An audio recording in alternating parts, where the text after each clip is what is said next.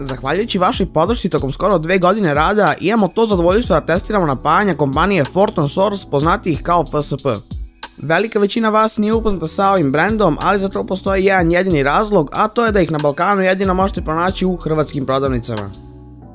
FSP je usko povezan sa Be Quiet i EVGA napajanjima gdje potpisuju svoju elektroniku, ali je također poznat kao i kompanija sa prvim napajanjem koja je moguće hladiti vodenim putem.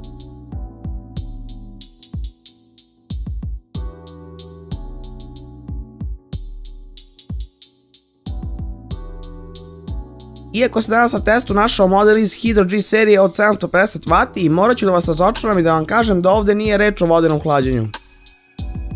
Ono što je veoma bitno za svaki proizvod je marketing koji stoji iza njega, tačnije kutija.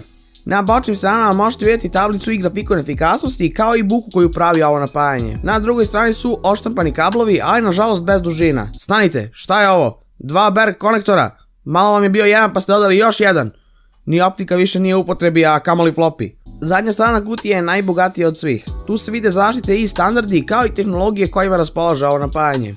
Jedna stvar koja nam je zapala za oko je QR kod ka FSP aplikaciji za koju sam se nadao da će raditi i da možemo sa jednim QR skeniranjem pronaći sve što nam treba. Nažalost, aplikacija je zastarela i crashuje na svakom koraku. U pakovanju na samom početku nailazimo na kartonsku futrolu koja podsjeća na one za diskove. Futrola sadrži Hydro G nalepnice u crvenoj i zelenoj boji kao i kratko uputstvo na više jezika.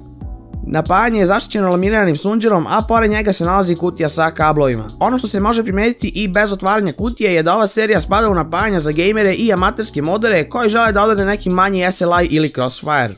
Baš kao i kod EVGA Supernova i RM Corsair napajanja imamo veliku efikasnost za evropske standarde na osrednjem nivou. Obogaćeno 80+ Gold certifikatom, Hydro G napajanje posjeduje punu modularnost sa polu-fanless režimom rada. Za izradu su korišćene japanske komponente, pa zbog toga imamo garanciju od čak 5 godina. Napajanje u ruci deluje veoma kvalitetno i robusno, a da se primijeti da je poprilično teško.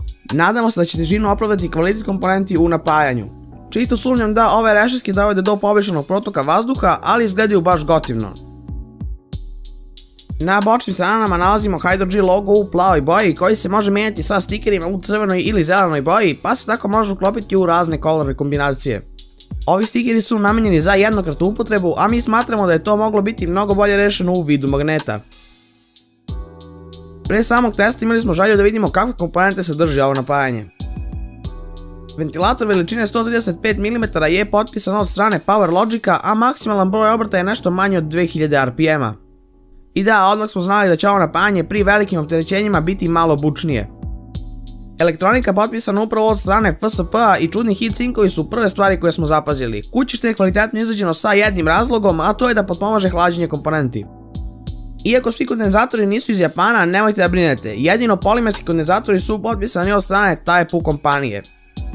To je ono što piše na kutiji, odnosno da su svi elektrolitski kondenzatori iz Japana.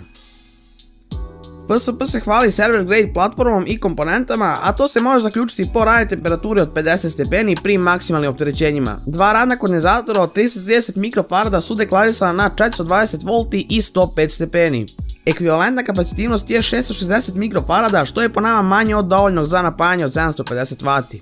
Osim toga, na ploči smo našli jedan neiskorišćeni PCI Express konektor koji je najverovatnije rezervisan za napajanje najveće snage u ovoj seriji. Da vas ne davimo mnogo, hajde da pređemo na testove koje smo kao i prošlog puta uradili pomoću par jeftinih merača. Pozitivno smo iznenađeni kvalitetom ovog napajanja s obzirom da košta svega $100. Tokom testa smo uočili pad napona na plus 3 V grani od 3%, na 5 V grani od 2% i na 12 V grani od neverovatnih 1%, dok je efikasnost bila uvek iznad propisanih od strane proizvođača. Najveća efikasnost bila je približno 93% pri opterećenju od 50%. Već smo napomenuli da smo prijatno iznenađeni kvalitetom ovog napajanja i da ga bez problema mogu preporučiti za neku gaming konfiguraciju sa više grafičkih karti. Nedostatak u 2018. godini kod ovog napajanja je nemogućnost da napajate više od 2 grafičke karte istovremeno kada je reč o miningu, ali bi itekako služilo za napajanje velikog broja Ryzera. Ventilator koji je na srednjim opterećenjima bio veoma tih će žrtvovati tišinu zbog dobrog hlađenja pri velikim opterećenjima. Sve u svemu imamo jedan odličan proizvod gdje za nekih $100 imate više nego dobre performanse, modularnost i fenomenalan dizajn napajanja.